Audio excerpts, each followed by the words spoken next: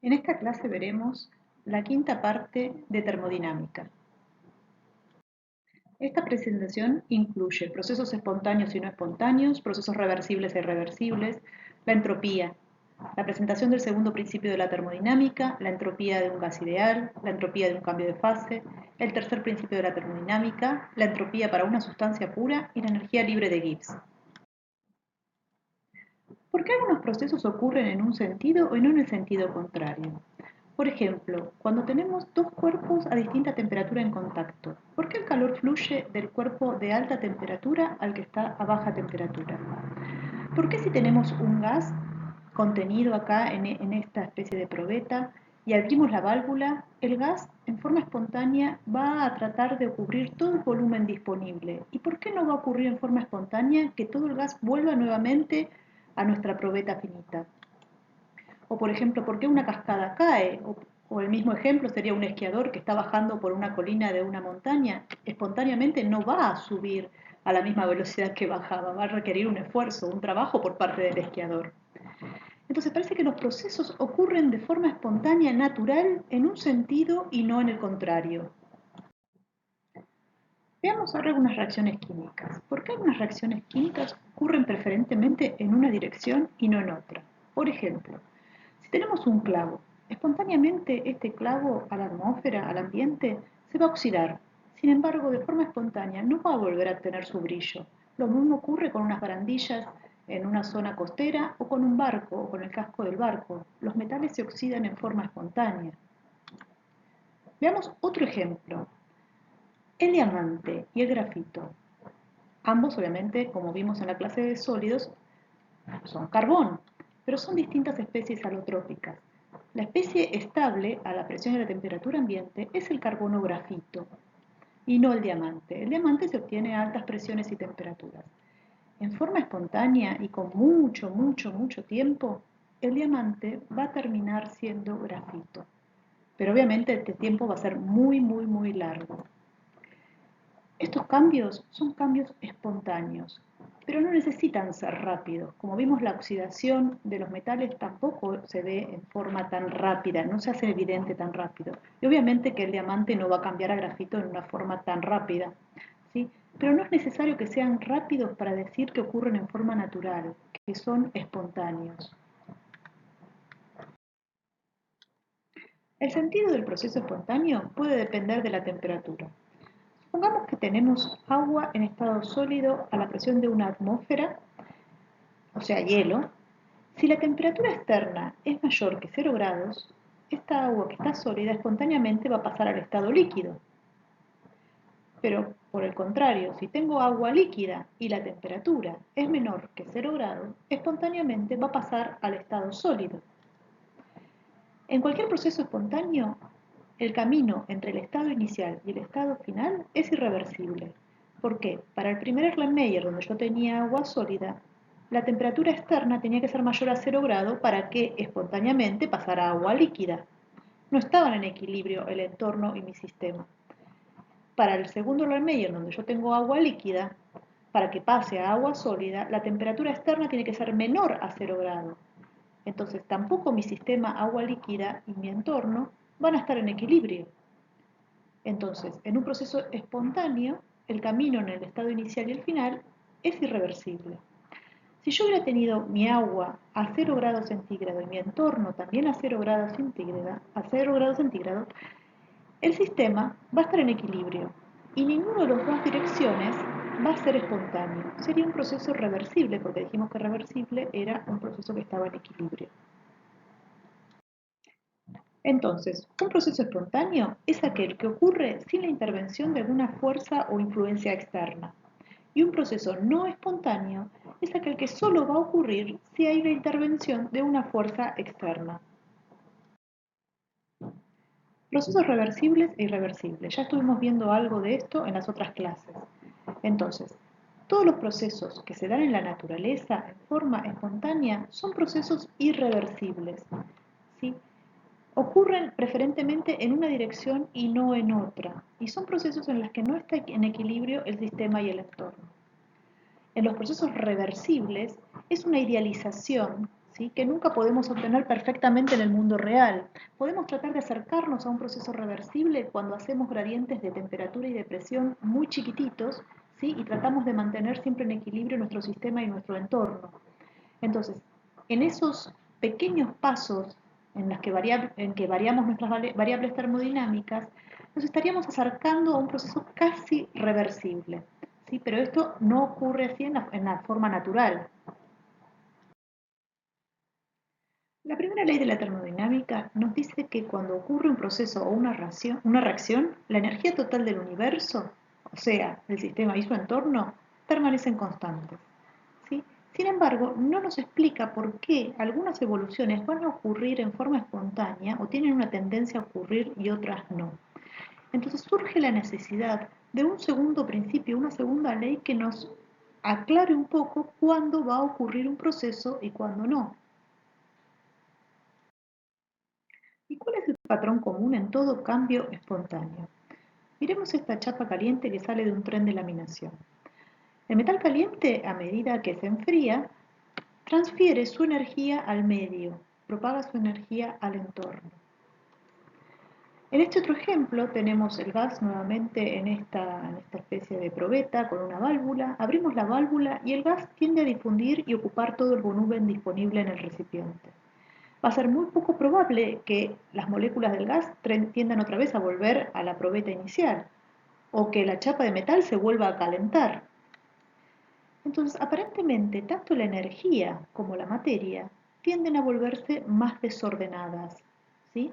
Porque inicialmente nuestra chapa que estaba caliente, toda la energía estaba concentrada en la chapa y se disipó al medio. Y en este caso, en el caso del gas dentro de la probeta, cuando nosotros abrimos la válvula, trató de ocupar todo el volumen disponible. Entonces, tanto la energía como la materia tienden a volverse más desordenadas.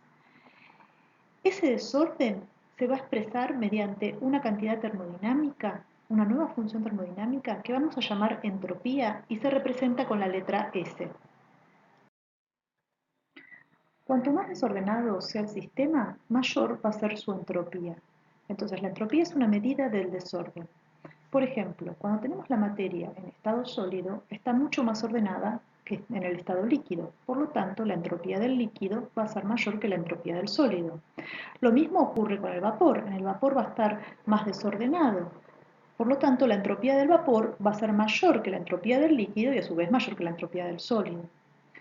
Si por ejemplo queremos formar una solución partiendo de un soluto y un solvente, el soluto en sí mismo está ordenado, el solvente tiene su cierto orden, es un líquido, pero cuando se forma la solución hay un aumento de la entropía porque están mezclados el soluto y el solvente. Y lo mismo ocurre con un sistema que está a una temperatura más baja que un sistema que está a una temperatura más alta. Cuando el sistema está a una temperatura más alta, hay una agitación térmica, hay un movimiento, una vibración, el sistema está más desordenado, por lo tanto su entropía va a ser mayor. Entonces la entropía de un sistema a mayor temperatura va a ser más alta que un sistema a temperatura más baja. Bueno, vamos a ver ahora cómo podemos definir la entropía.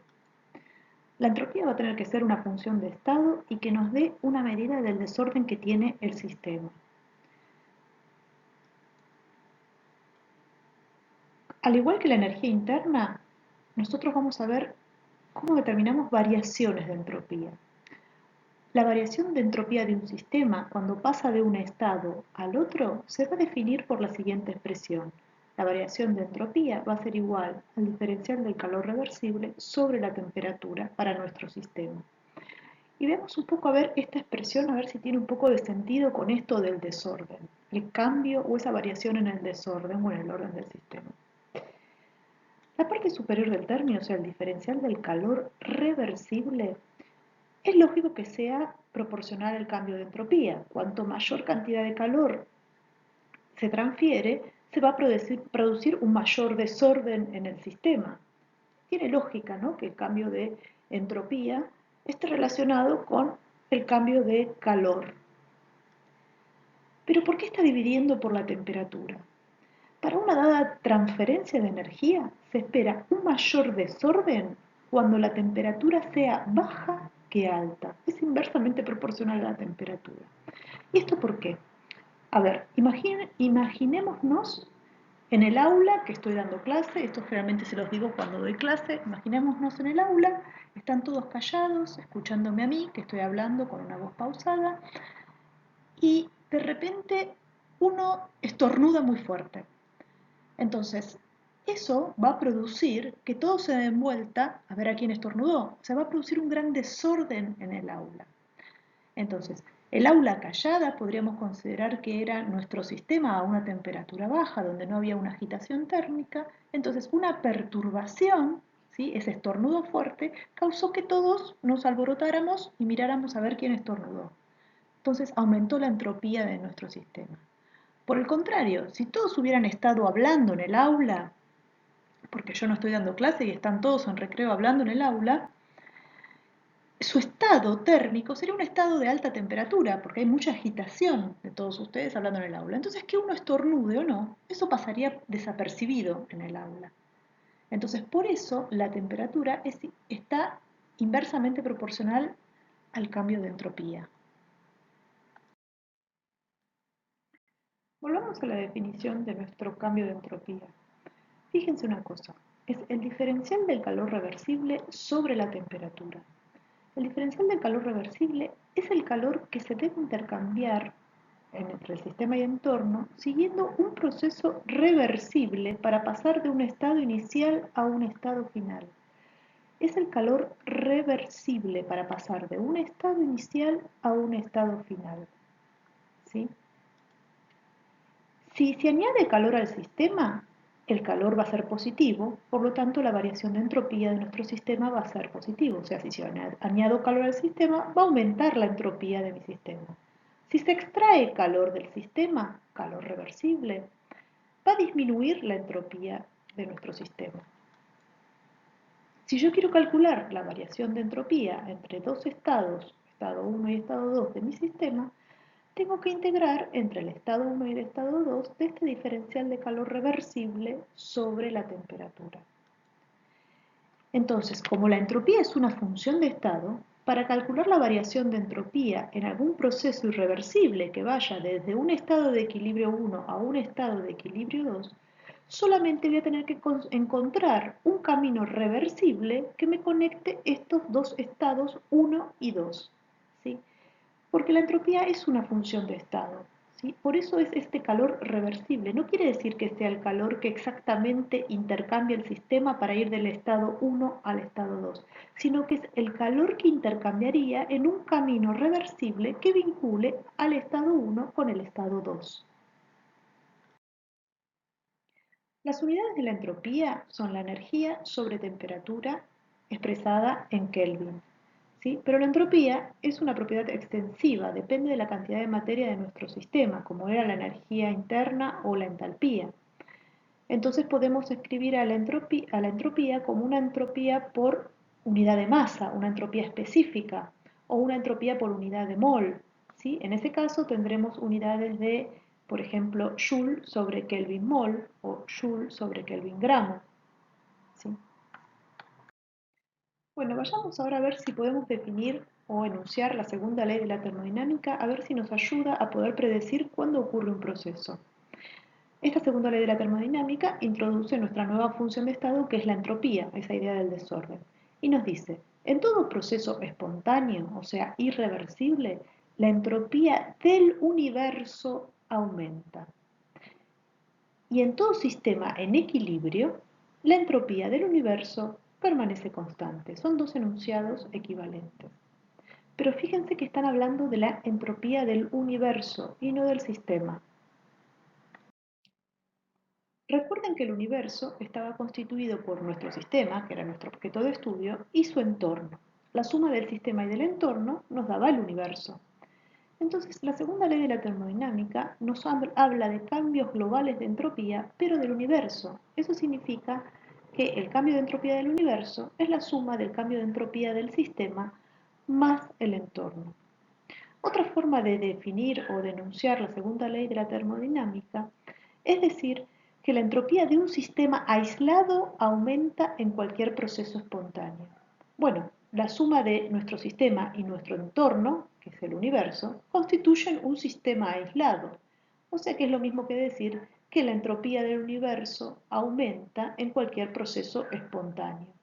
Pero lo que es importante de todo esto es que nos importa ver cómo es el cambio de entropía del universo, que no nos sirve solo saber cuál es el cambio de entropía de nuestro sistema, para poder definir si un proceso va a ser espontáneo o no. Entonces, para hablar de la entropía como un criterio de espontaneidad, tenemos que hablar de la entropía del universo. Entonces, en un proceso espontáneo, irreversible, la entropía del universo va a aumentar, va a ser mayor que cero. En un proceso que está en equilibrio, o sea, reversible, la entropía del universo va a ser cero, va a permanecer constante.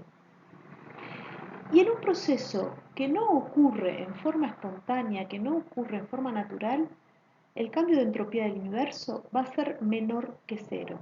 Esto significa que ese proceso en la dirección que está planteada no va a ocurrir en forma espontánea. Sí va a ocurrir en forma espontánea en el sentido opuesto. Entonces dijimos que para que un proceso ocurra en forma espontánea, el cambio de entropía del universo tenía que ser mayor que cero. Eso quiere decir que la suma del cambio de entropía del sistema más del entorno tenía que ser mayor que cero. Por ejemplo, acordémonos que nuestro sistema es lo que está oscurito para el centro. Fíjense, nuestro sistema aumentó su entropía y el entorno disminuyó su entropía, pero el balance nos da que la entropía total es positiva. Por lo tanto, este proceso sería espontáneo. A ver, ¿qué ejemplo de que nuestro sistema aumente la entropía y el entorno disminuya su entropía? Bueno, supongamos que tengo un cubito de hielo que saco del freezer y lo pongo arriba de la mesada. Mi sistema es el cubito de hielo que está a menos 18 grados. Entonces, de mi ambiente, mi entorno, va a recibir calor, ¿sí? Y se va a fundir. Entonces, nuestro sistema, como recibió calor, va a aumentar su entropía, pero nuestro entorno, como entregó ese calor, va a disminuir la entropía. El cambio neto de entropía, la suma del sistema y el entorno, va a ser positiva. Y ocurrió en forma espontánea, obviamente. A ver un ejemplo opuesto, que suba la entropía del entorno y que disminuya la entropía del sistema. Bueno, por ejemplo, cuando tengo una taza de té caliente y se me está enfriando en el ambiente, es lo mismo. Mi taza que está caliente va a perder calor, lo va a entregar al entorno y ella va a disminuir su entropía porque bajó su temperatura, se ordenó, y mi entorno va a aumentar su entropía porque recibió el calor de mi taza de té caliente. El balance neto, otra vez de entropía, es positivo y ese proceso ocurre en forma espontánea. Obviamente que estos dos procesos que describimos hasta ahora son irreversibles. Pero puede ser que tanto la entropía de nuestro sistema como la entropía de nuestro entorno aumenten y que el cambio total de entropía sea positivo. Bueno, a mí el ejemplo que se me ocurrió para esto por ahí no es tan intuitivo, pero en una reacción química donde se genera gas, o sea, moles gaseosos más, ¿sí?, de los que había inicialmente, produce un aumento de entropía del sistema. Y si esa reacción química fue exotérmica, liberó calor y produjo un aumento de la entropía del entorno. Entonces, ambos aumentaron la entropía, por lo tanto, el proceso ocurre en forma espontánea.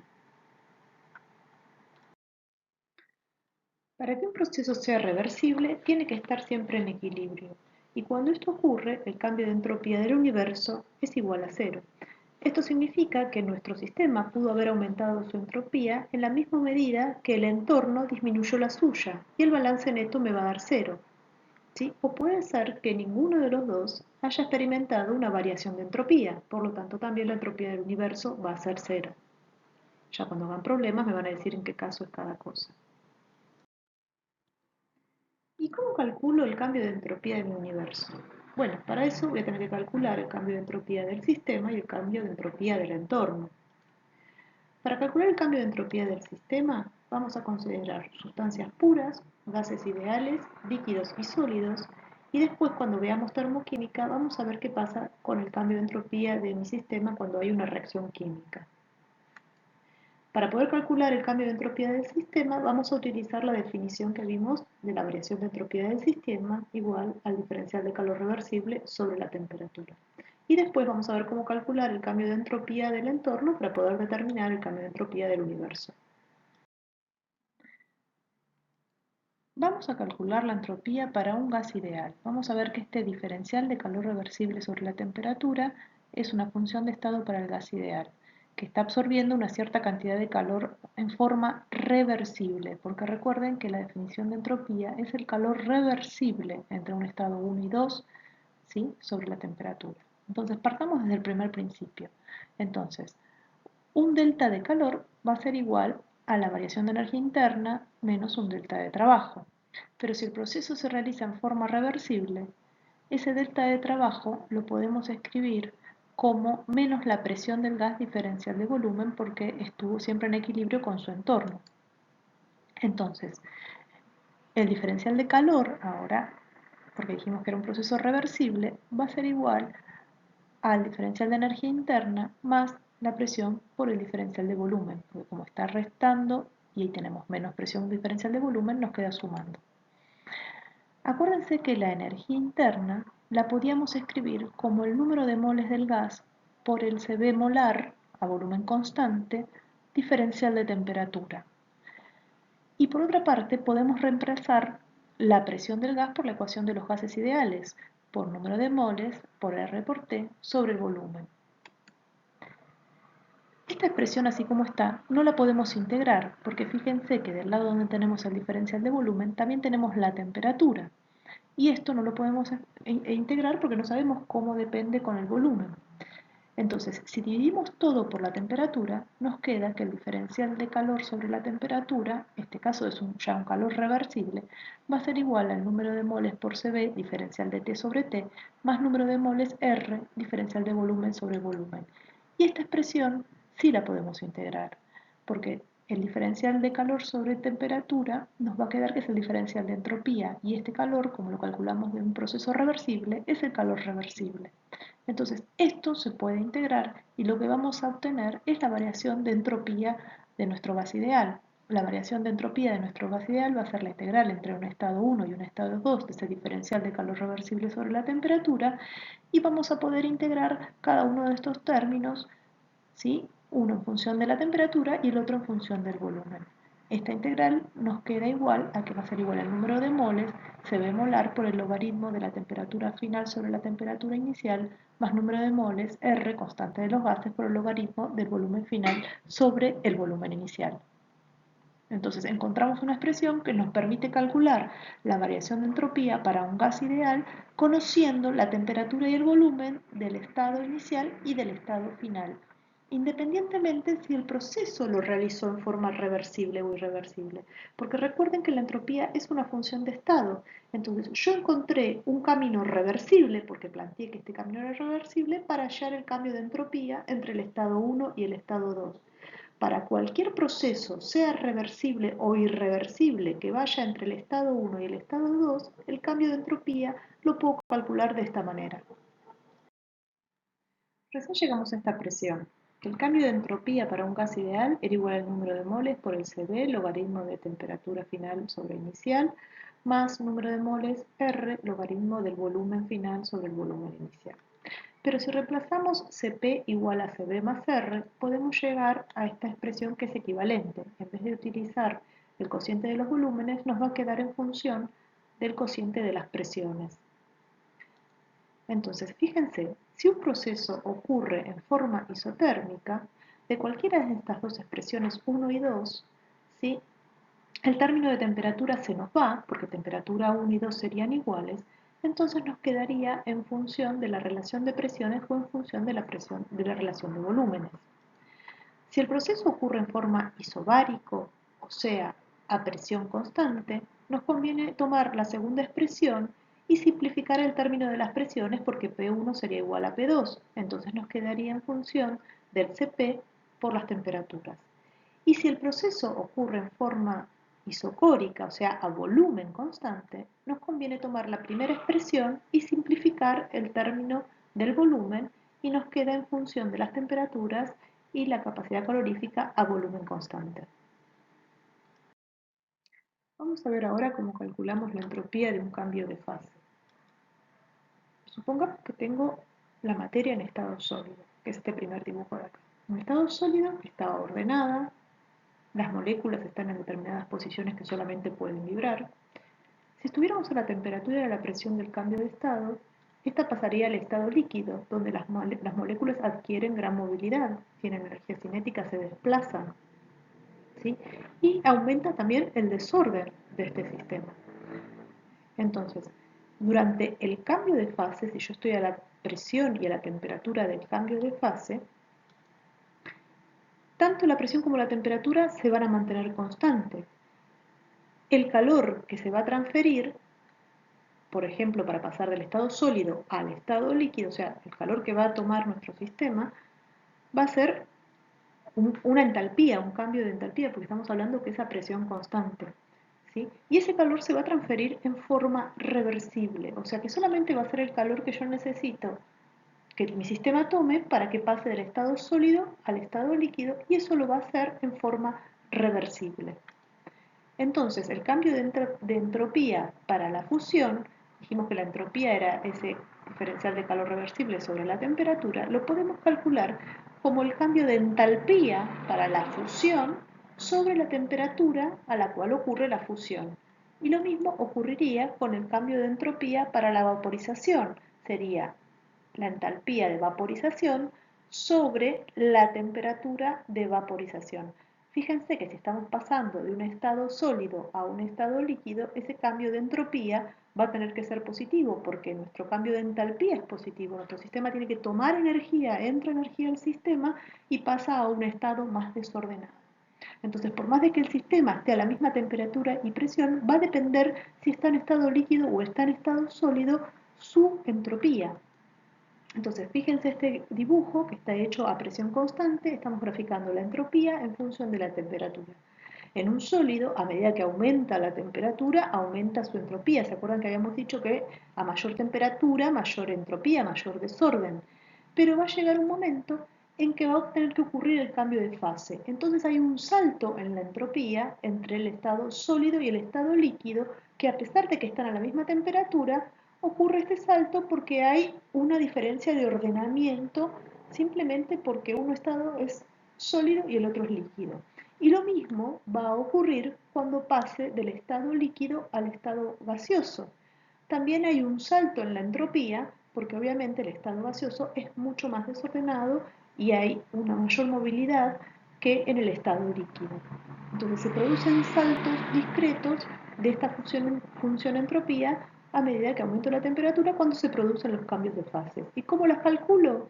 La entropía del cambio de fase va a ser igual a la entalpía del cambio de fase sobre la temperatura del cambio de fase. Bueno, vamos a ver ahora una tercera ley de la termodinámica.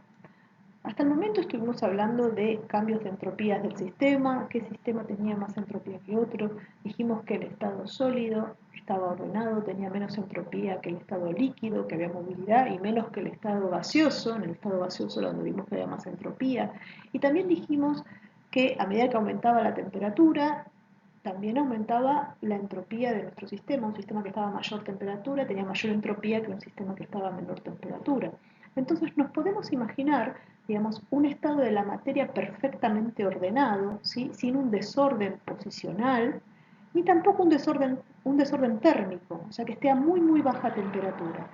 Entonces va a surgir así una escala absoluta de entropía, y la tercera ley de la termodinámica. Y esta nos dice que las entropías de los cristales perfectos se aproximan a cero a medida que la temperatura absoluta se aproxima a cero. ¿Qué quiere decir esto? Que un cristal perfecto está perfectamente ordenado, no hay un desorden geométrico. Y a su vez, la temperatura absoluta tiende a cero, no hay ni siquiera vibración. Entonces, en ese momento, cuando la temperatura absoluta tiende a cero, en un cristal perfecto, su entropía tiende a cero. Entonces, en un cristal perfecto, a 0 Kelvin, su entropía vale cero. En un cristal que ya no es perfecto, que tiene algún desorden, su entropía va a ser mayor a cero. Las entropías absolutas son positivas.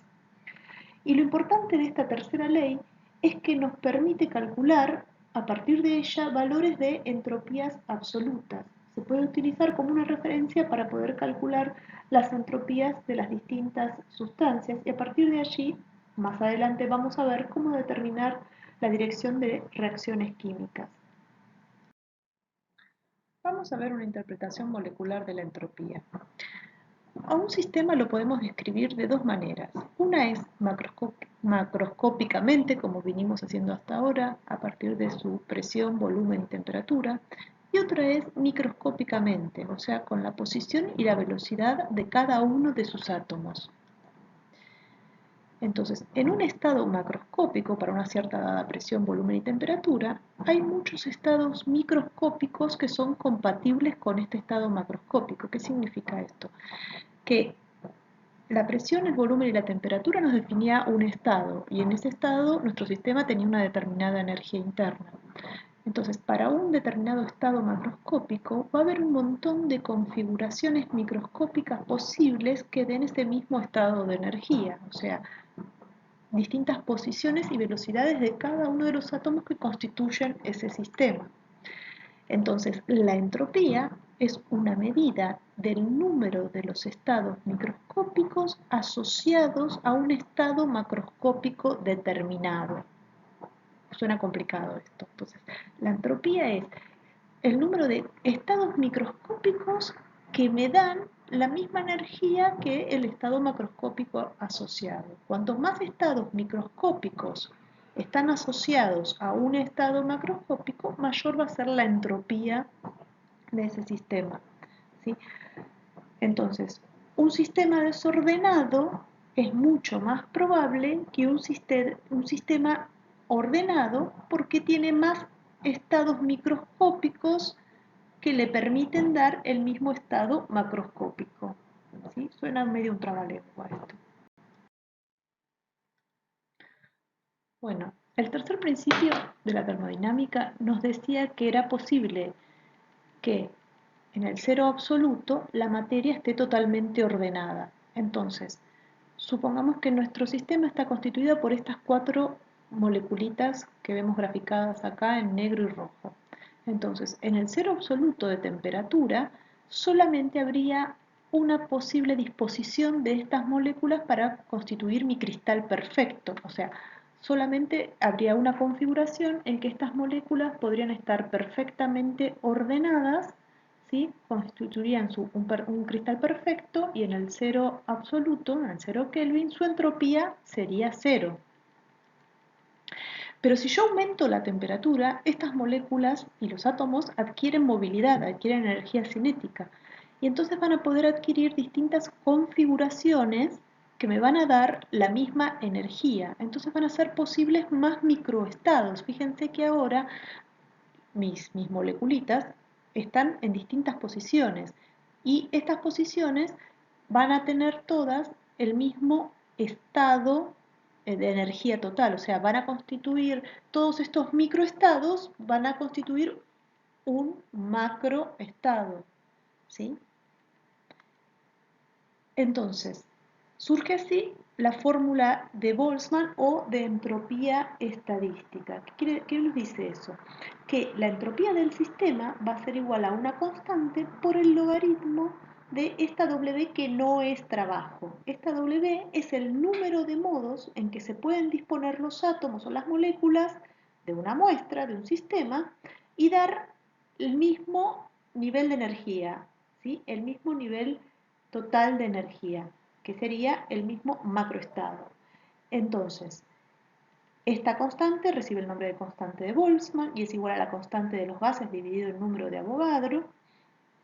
Y cuando yo tiendo al 0 Kelvin, ¿sí? Las cantidades de modos o los estados que pueden disponerse mis átomos es solamente uno, ¿sí? Porque ese sería mi cristal perfecto. Entonces W valdría 1 y la entropía de mi sistema sería igual a 0. Cuando la temperatura es mayor, el número de estados que tienen el mismo nivel de energía va a ser mayor que 1 y la entropía de mi sistema va a dar mayor que 0. Vamos a calcular la entropía para una sustancia. Para ello vamos a partir de la definición de entropía para el sistema y vamos a combinarlo con la tercera ley de la termodinámica. Entonces, si la variación de entropía es igual a la integral entre la temperatura inicial y la temperatura final del diferencial de calor reversible sobre la temperatura, entonces ese delta de entropía, o sea, la entropía de la temperatura final menos la entropía de la temperatura inicial, nos daría la integral entre T inicial y T final del diferencial de calor reversible de T. Entonces podemos despejar la entropía a la temperatura final igual a la entropía de la temperatura inicial más la integral entre la temperatura inicial y final del calor reversible diferencial de T. Si la presión es constante, podemos reemplazar el diferencial de calor reversible como el número de moles por el Cp molar por el diferencial de temperatura. Entonces, esta expresión reemplazaríamos el diferencial de calor reversible por n Cp molar diferencial de T sobre T. Pero como la entropía para el cristal perfecto, o sea, cuando la temperatura tiende a cero, tiende a cero también, podemos decir que la entropía a una temperatura final va a ser igual a la entropía a 0 Kelvin más la integral entre 0 y la temperatura final del número de moles Cp molar diferencial de T sobre T.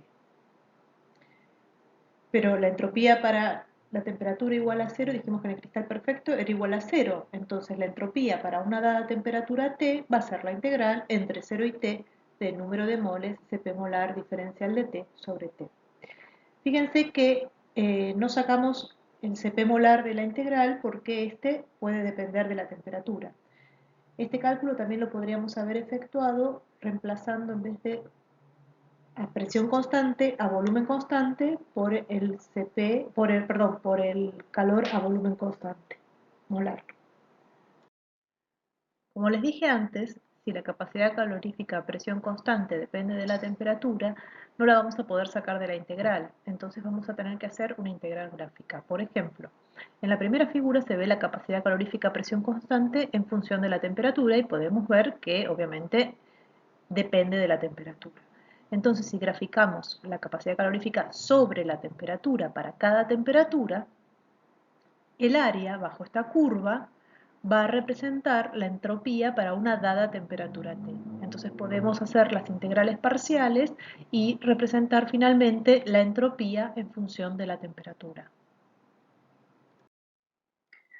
Bueno, recién llegamos a esta expresión para poder calcular la entropía a una dada temperatura para una determinada sustancia. Pero cuando hay un cambio de fase, vamos a tener que tener en cuenta la variación de la entropía en el cambio de fase. Entonces, si queremos calcular la entropía molar, o sea, por mol de sustancia, para una sustancia en estado líquido a una dada temperatura T, tendríamos que integrar entre el cero absoluto y la temperatura de fusión del Cp molar del estado sólido diferencial de T sobre T, más el cambio de entropía debido al cambio de fase, o sea, delta H de fusión sobre la temperatura de fusión, más la integral entre la temperatura de fusión y la temperatura T del estado líquido del Cp molar del líquido diferencial de T sobre T. Entonces, en este gráfico se puede observar el Cp sobre la temperatura en función de la temperatura para los distintos estados y vemos cómo cambia cuando llegamos a la temperatura de fusión y la temperatura de ebullición el cambio del Cp sobre T. Si lo representamos en función de la entropía, o sea, hacemos las integrales hacemos las integrales a las distintas temperaturas y representamos la entropía en función de la temperatura, vamos a ver que partimos desde la entropía del cero a temperatura absoluta cero y esta va aumentando en el sólido hasta que llega a la temperatura de fusión y en ese momento realiza un salto de entropía, que sería el cambio de entropía de fusión cuando pasa del sólido al líquido, aumenta la entropía, y luego continúa aumentando hasta llegar a la temperatura donde realiza el cambio de fase del líquido al vapor. Entonces, si quisiéramos calcular la entropía molar de un gas a una dada temperatura, tendríamos que aparte considerar el salto debido a la entropía de vaporización y luego volver a integrar entre la temperatura de vaporización y la temperatura T del Cp molar del vapor diferencial de T sobre T. ¿Qué son las entropías molares estándares? Las vamos a representar con la S mayúscula y un cerito elevado. Y la entropía molar estándar es la entropía de un mol de una sustancia en estado puro a una atmósfera, ¿sí? Y eso se define en general para una dada temperatura. Entonces, Las entropías, tanto de los elementos como de los compuestos, son positivas y las unidades de la entropía habíamos dicho que era energía sobre temperatura en Kelvin y en este caso va a ser energía sobre temperatura por mol, porque dijimos que era entropía molar por mol de sustancia. Entonces, la sustancia tiene que estar pura, estamos hablando de un mol de sustancia, y la presión es una atmósfera. Y tenemos que decir a qué temperatura está dado ese valor de entropía. Entonces, en esta tabla vemos los valores de entropías molares estándares a 25 grados. Y fíjense que tenemos agua en estado líquido y agua en estado gaseoso. Si pudiéramos tener agua en estado gaseoso a 25 grados, vamos a ver que su entropía es mayor que en el estado líquido. Lo mismo ocurre con el bromo líquido y el bromo gaseoso. ¿Quién va a tener mayor entropía? Obviamente que el bromo gaseoso, porque en el estado gaseoso hay un mayor desorden que en el estado líquido. ¿Sí? Lo mismo va a ocurrir con el yodo sólido y el yodo gaseoso. Va a tener mayor entropía el yodo gaseoso. Entre el carbono diamante y el carbono grafito, fíjense que el diamante tiene una entropía más baja que el carbono grafito, porque está más ordenado. ¿Sí? Y los gases siempre tienen entropías mayores a las entropías de los estados líquidos o sólidos. Hasta ahora estuvimos calculando las variaciones de entropía o la entropía absoluta de las sustancias puras o de los gases ideales, o sea, nos abocamos al sistema. Pero ya dijimos que para poder determinar si un proceso era espontáneo o no, teníamos que determinar la entropía del universo, y para ello nos falta calcular todavía el cambio de entropía del entorno. Entonces vamos a considerar el entorno como una fuente grande de calor a temperatura constante. ¿Sí? Y el cambio de entropía del entorno va a depender de cuánto calor intercambie con el sistema. Entonces, el entorno está a una temperatura constante, entonces el cambio de entropía del entorno va a ser igual a menos el calor intercambiado con el sistema sobre la temperatura del entorno. Así calculamos el cambio de entropía del entorno en función de la cantidad de calor que intercambió con el sistema. Y le ponemos el signo menos porque ahora nosotros nos estamos parando en el entorno. Entonces, si nuestro sistema, por ejemplo, recibió calor, para nosotros ese calor es positivo, por lo tanto, para el entorno es negativo porque lo cedió él, perdió esa cantidad de energía. Entonces, a temperatura constante, porque dijimos que nuestro entorno era una fuente muy grande de calor a temperatura constante, el cambio de entropía del entorno es igual a menos el calor que intercambia con el sistema sobre la temperatura. Pero si la presión y la temperatura son constantes, el calor que intercambia el sistema es la variación de entalpía del sistema, porque dijimos que la variación de entalpía era el calor a presión constante. Entonces podemos escribir la variación de entropía del entorno como menos la variación de entalpía del sistema sobre la temperatura del entorno. Vamos a ver un ejemplo. Dice así, el agua a menos 10 grados y una atmósfera se congela y disminuye su entropía. ¿Por qué el proceso es espontáneo? Bueno, la respuesta ya es más que obvia. El hecho de que el agua se congele, pase del líquido a sólido y disminuye su entropía, no significa que la entropía del universo disminuya, que es el criterio de espontaneidad. Entonces vamos a calcular la entropía para nuestro sistema agua, la entropía para el entorno y determinar la entropía del universo. Entonces dijimos que el proceso era nuestra agua líquida que pasaba a estado sólido a menos 10 grados y una atmósfera. De esta tabla podemos sacar para cada fase del agua y a las determinadas temperaturas las entropías molares estándares del agua. Por ejemplo, nos va a convenir tomar obviamente la entropía molar estándar del agua sólida a 0 grado y la entropía molar estándar del agua líquida a 0 grado. No tenemos a menos 10 grados estos valores, pero no varía mucho esta variación de entropía si es a 0 grado o a menos 10. Entonces vamos a calcular la variación de entropía del agua como la entropía molar del agua en el estado final, o sea, el estado sólido, menos la entropía molar del agua en el estado líquido. Y esto nos da menos 22 Joule sobre Kelvin mol. Obviamente que es negativo porque solidifica, o sea, se ordena, o sea que nuestro sistema disminuye su entropía. Vamos a calcular ahora la entropía del entorno. Entonces, el cambio de entropía del entorno va a ser menos el calor que intercambia con el sistema. Como esto fue una solidificación, es menos la entalpía de solidificación sobre la temperatura.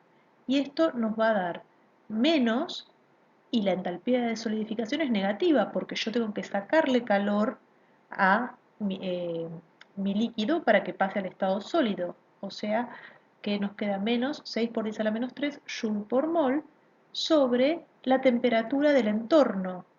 ¿Sí? Entonces, como el entorno estaba a menos 10 grados, tengo que poner 263 Kelvin. Y el cambio de entropía del entorno fue positivo, porque recibió ese calor del sistema agua, fue positivo 23 Joule por Kelvin mol de agua. Entonces la suma del cambio de entropía del sistema más el entorno, que me da la del universo, me da positiva 1 Joule por Kelvin mol. Por lo tanto, el proceso fue espontáneo. La entropía de mi sistema agua disminuyó porque pasó al estado sólido, pero mi entorno recibió esa energía y aumentó su entropía. Y el balance neto fue positivo, por lo tanto fue un proceso espontáneo. Vamos a tratar de darle ahora a este cálculo de la entropía del universo un enfoque desde el sistema. Porque uno de los problemas que tiene el uso de la segunda ley de la termodinámica para poder predecir si un proceso va a ser espontáneo o no, es que tenemos que determinar el cambio total de entropía, o sea, del universo. Y no va a depender solamente del sistema, sino que también tengo que tener en cuenta el entorno. Entonces, la espontaneidad de un proceso no va a depender exclusivamente del sistema, necesito saber qué pasó con el entorno. Entonces, si estamos trabajando a presión y temperatura constante, dijimos que el cambio de entropía del entorno lo podíamos escribir como menos la variación de entalpía del sistema sobre la temperatura. Entonces, si reemplazamos en la variación de entropía del universo, nos queda que es igual a la variación de entropía del sistema menos la variación de entalpía del sistema sobre la temperatura.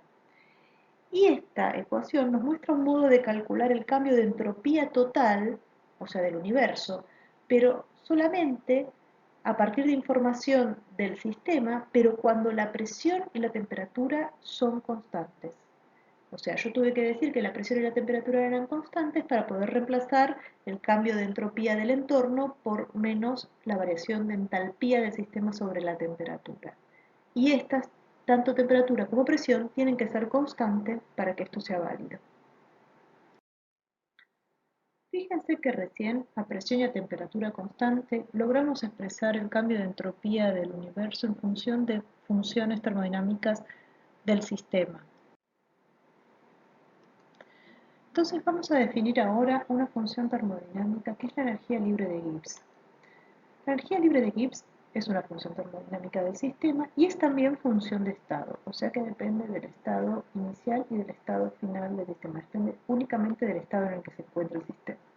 Entonces para el sistema vamos a definir a la energía libre de Gibbs, que se representa con la G mayúscula, como la entalpía menos la temperatura por la entropía para nuestro sistema.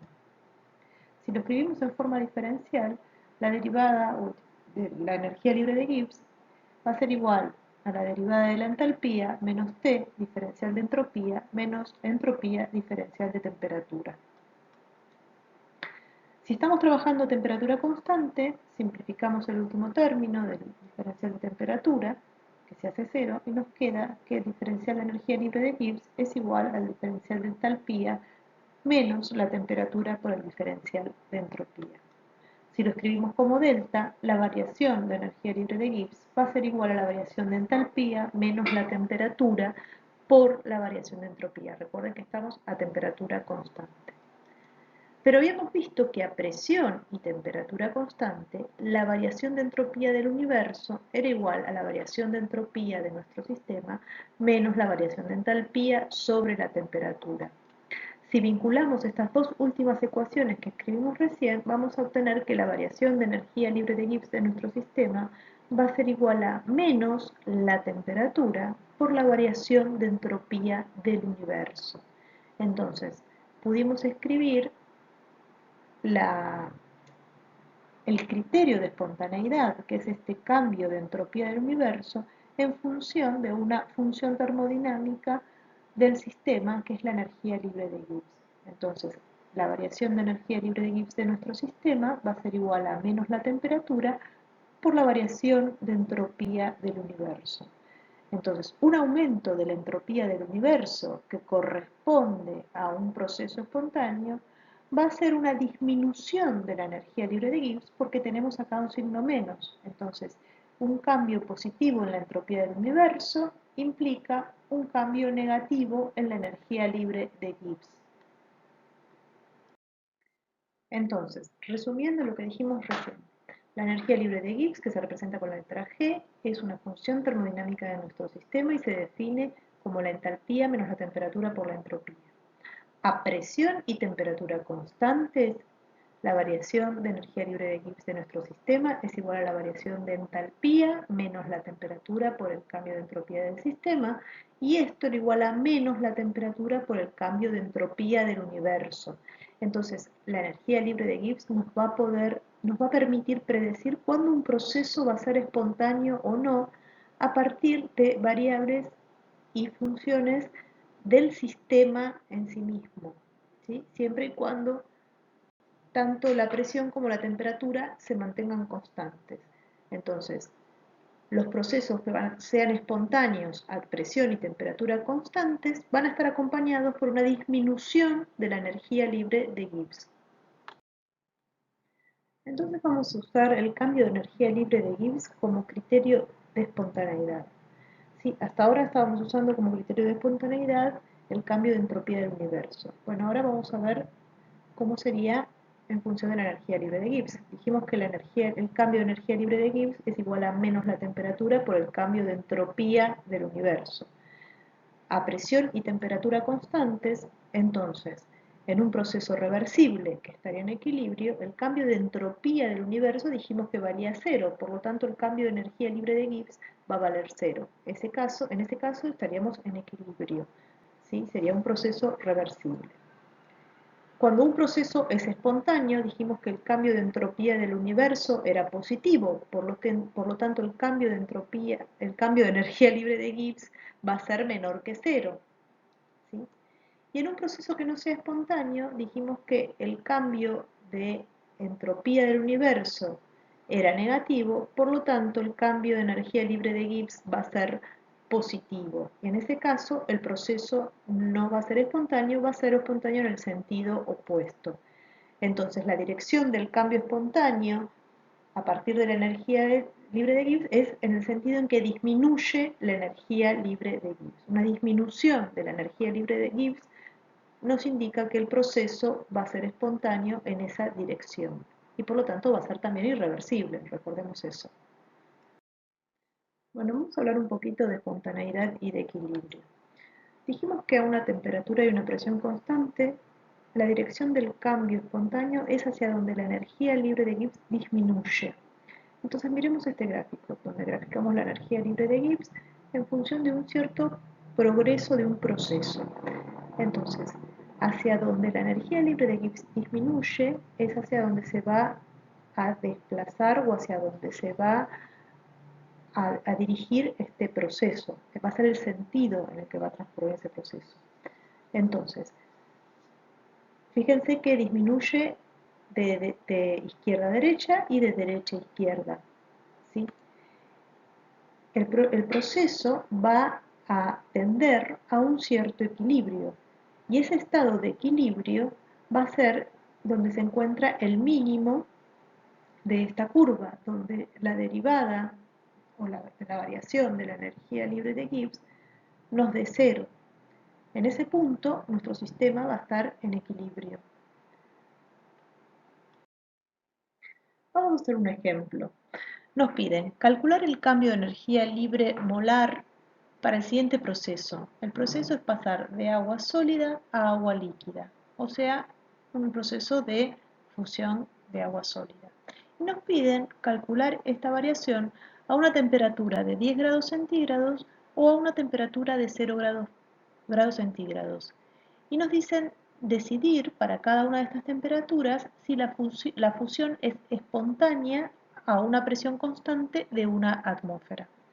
Entonces nos dan de dato o nos dicen considerar que el cambio de entalpía para la fusión es 6010 Joule por mol de agua y que tanto la entalpía de fusión como la entropía de fusión son independientes de la temperatura. O sea que quiere decir que van a variar poco con la temperatura.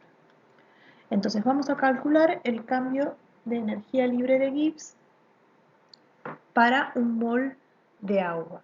Entonces lo vamos a calcular a partir del valor de su variación de entalpía y de la variación de entropía de este sistema en el proceso de fusión. Entonces, como no nos dan de dato la entalpía de fusión, pero nosotros sabemos que la entropía de fusión es igual a la entalpía de fusión sobre la temperatura de fusión, podemos decir que la variación de entropía de fusión es igual a la entalpía de fusión sobre 273 Kelvin, que es la temperatura de fusión del agua a una atmósfera. Entonces, para el primer punto, donde la temperatura son 10 grados centígrados, o sea, 283 Kelvin, el cambio de energía libre de Gibbs va a ser igual a ¿qué? A la entalpía del sistema, que sería la entalpía de fusión del cambio de fase, menos la temperatura a la cual está ocurriendo este proceso, que nos dice que son 283 Kelvin, 10 grados centígrados, por la entropía, el cambio de entropía del sistema, que habíamos dicho que era la entalpía de fusión sobre la temperatura de fusión, que es 273. Como podemos ver, este segundo término que está restando es mayor que la entalpía de fusión. Por lo tanto, el cambio de energía libre de Gibbs va a ser menor que cero y este proceso va a ser espontáneo cuando la temperatura son 10 grados centígrados. ¿Sí? Si la temperatura fuera 0 grados centígrados, o sea 273 Kelvin, el cambio de energía libre de Gibbs nos quedaría igual a la variación de entalpía de fusión menos la temperatura, que en este caso, como son 0 grados centígrados, son 273 Kelvin, por la entalpía de fusión sobre la temperatura de fusión 273 Kelvin. O sea que esto nos daría 0. El proceso no va a ser espontáneo, el proceso va a estar en equilibrio en esta situación. Vamos a ver cómo es la variación de la energía libre de Gibbs con la temperatura para las tres fases de una sustancia a una presión dada. Entonces dijimos que la energía libre de Gibbs era igual a la entalpía menos la temperatura por la entropía. Entonces, si graficamos la energía libre de Gibbs en función de la temperatura, para cada uno de los estados de la materia sólido, líquido y vapor, vemos que la energía libre de Gibbs de una sustancia va a disminuir a medida que la temperatura se eleva, ¿sí? Porque el término de temperatura por entropía está restando y la entropía es positiva y la temperatura también, además de que la entropía aumenta con la temperatura. Entonces la energía libre de Gibbs, a medida que aumenta la temperatura, va a disminuir. La energía libre de Gibbs de la fase gaseosa va a disminuir más abruptamente con la temperatura que la de la fase líquida y esta va a disminuir más abruptamente que la de la fase sólida. ¿Por qué? Porque sus entropías molares, que son las que están multiplicando con la temperatura, es mayor en la fase gaseosa que en la fase líquida que en la fase sólida. O sea que la energía libre de Gibbs del vapor tiene una pendiente más abrupta que la del líquido y una pendiente más abrupta que la del sólido. Y las posiciones relativas de estas tres curvas nos van a decir cuál es la fase estable. Es decir, la fase estable va a ser la que tenga menor energía libre de Gibbs. Entonces, miremos este gráfico. Tenemos la energía libre de Gibbs y tenemos las tres curvas para el vapor, para el líquido y para el sólido. Fíjense que para bajas temperaturas, la fase que tiene menor energía libre de Gibbs es la fase sólida. Entonces, a bajas temperaturas, la fase estable va a ser la fase sólida. A medida que la temperatura aumenta, llega un momento en que se cruza la curva de sólido y la curva de líquido. Esa temperatura coincide el valor de la energía libre de Gibbs de la fase sólida y de la fase líquida. Están en equilibrio y esa va a ser la temperatura de fusión. por encima de esa temperatura, la fase líquida tiene una energía libre de Gibbs menor que la del sólido y menor que la del vapor. Por lo tanto, en esa región va a ser el líquido el estable, hasta el punto en que se cruza con la curva de vapor. En el momento en que se cruzan la curva del líquido, de energía libre de Gibbs del líquido con la curva de vapor, esa va a ser la temperatura de ebullición de ese líquido. En ese punto están en equilibrio el líquido y el vapor. Por encima de esa temperatura, la fase estable va a ser el vapor porque tiene menor energía libre de Gibbs. Veamos ahora este otro gráfico. Acá representamos nuevamente la energía libre de Gibbs en función de la temperatura para una dada presión. Y vamos a ver que la curva de sólido posee una energía libre de Gibbs más baja que la del líquido, ¿sí? Hasta una temperatura en que se cruza con la energía libre de Gibbs del vapor.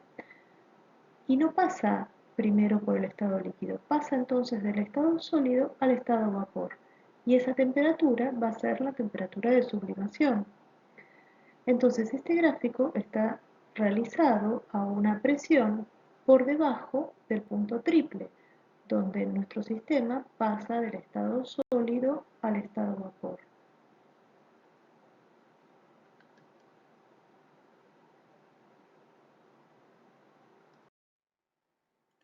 Vamos a demostrar ahora que la variación de energía libre de Gibbs de un sistema es el trabajo máximo no expansivo que puede realizar. Y esto va a ser a presión y a temperaturas constantes. Entonces, el trabajo no expansivo o extra máximo va a ser igual a la variación de la energía libre de Gibbs. Entonces, partamos de la definición de entalpía, que la entalpía era igual a la energía interna más la presión por el volumen. Entonces, para un cambio general de las condiciones, el cambio de la entalpía va a ser igual a, el diferencial de entalpía va a ser igual al delta de calor más el delta de trabajo, que representa el delta de energía interna, más el diferencial de P por B. Pero la energía libre de Gibbs era igual a la entalpía menos la temperatura por la entropía. Entonces, si la escribimos en forma diferencial, el diferencial de energía libre de Gibbs es igual al diferencial de entalpía menos la temperatura por el diferencial de entropía menos la entropía por el diferencial de temperatura. Y si reemplazamos al diferencial de entalpía por la expresión que teníamos arriba, nos va a quedar que es el diferencial de calor más el diferencial de trabajo más el diferencial de P por B menos la temperatura por el diferencial de entropía menos la entropía por el diferencial de temperatura. Pero si estamos a temperatura constante, porque dijimos que esto lo íbamos a hacer a presión y temperatura constante, el último término se nos va. Entonces nos queda que la variación de energía libre de Gibbs va a ser igual al diferencial de calor más el diferencial de trabajo más el diferencial de P por B menos la temperatura por el diferencial de entropía. Cuando el cambio ocurre en forma reversible, el diferencial de trabajo es igual al diferencial de trabajo reversible. Y el diferencial de calor, que es igual al diferencial de calor reversible, es igual a la temperatura por el diferencial de entropía, por la definición que dimos de la variación de entropía. Entonces, en un proceso isotérmico reversible, podemos decir que el cambio de energía libre de Gibbs es igual a la temperatura por el cambio de entropía más el trabajo reversible, el diferencial de trabajo reversible, más el diferencial de P por B, menos la temperatura por el diferencial de entropía. Y el diferencial de entropía que está al principio y al final se nos va y nos queda que es el diferencial de trabajo reversible más diferencial de P por B. Entonces, habíamos llegado a esta expresión y el diferencial de P por B lo podemos escribir como P por diferencial de B y B por diferencial de P. Pero ese diferencial de calor reversible tiene incluido el trabajo de expansión y un trabajo de no expansión o un trabajo extra, porque es todo el trabajo reversible. Entonces tenemos que tener en cuenta el trabajo de expansión y el trabajo que era extra o de no expansión, como ser el trabajo eléctrico, que va a ser muy útil cuando veamos electroquímica. Entonces, como el trabajo de expansión reversible lo podíamos escribir como menos P por B, por diferencial de B, vamos a reescribir esta ecuación. Entonces, el diferencial de energía libre de Gibbs nos va a quedar igual al diferencial del trabajo reversible más el diferencial de P por B, y eso lo podemos escribir como menos P por el diferencial de volumen, o sea, el trabajo de expansión, más el diferencial del trabajo extra reversible, más P por diferencial de B, más B por diferencial de P. El menos P por diferencial de B y P diferencial de B se nos van, y por otra parte dijimos que el cambio era a presión constante, por lo tanto el volumen por el diferencial de presión también se nos va. Y nos queda que la variación de energía libre de Gibbs va a ser igual al trabajo de no expansión reversible. Y como dijimos que en los procesos reversibles el trabajo realizado era el trabajo máximo, entonces el cambio de energía libre de Gibbs va a ser igual al trabajo máximo extra o no, de no expansión. Bueno, acá terminamos con la teórica de esta semana. Espero que les sirva y que trabajemos juntos. Hasta la próxima.